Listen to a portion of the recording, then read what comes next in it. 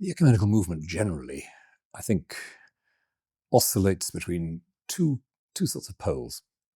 On the one hand, there's I think a very proper feeling that there ought to be a way for Christian communities collectively to make an act of witness, an act of real shared, perhaps prophetic perspective on the issues of the day.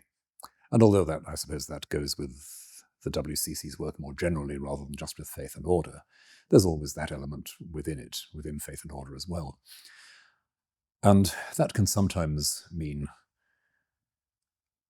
bland statements or statements which slip into an ecumenical jargon which is like Esperanto, not a language that any real person speaks habitually. And I think church Esperanto is one of the main problems of the ecumenical movement. On the other hand, there is, at its best, a feeling in ecumenical encounter that the other person is responding to some need within the body of Christ, which I can't respond to. Every Christian tradition brings something to the table, which not everybody else can bring. And that came home to me very strongly in one of the preparatory meetings for that Faith and Order session, when I was meeting locally with some people in South Wales from other churches. And with a sort of flash of revelation almost, it came to me, well, not every Christian church can exemplify every Christian insight.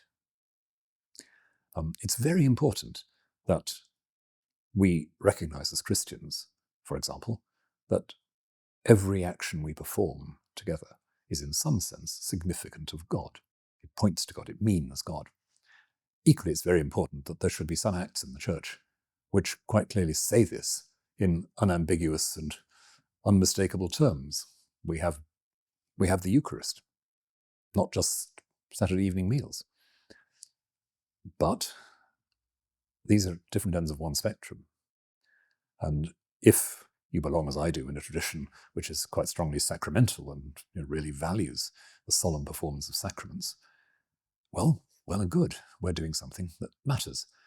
But God help us if we forget that the society of friends who have no sacraments and who believe that the essentially significant event is just meeting in silence, well, that's true too. And I'm not trying to erode the differences or say that the theological details don't matter, but there's a sort of general sense which I think we ought to have, that it's as if God calls certain churches into being, certain Christian families and traditions into being, as if to say to the rest of the Christian world, look, you've been neglecting this. Somebody really needs to make a fuss about this and exaggerate it so the rest of you remember it. And so we go on in that kind of conversation of interaction.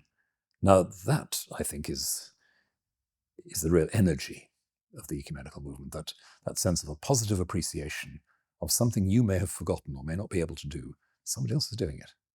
And only when you've really entered into that kind of dialectic can you say something that isn't bland and isn't Esperanto.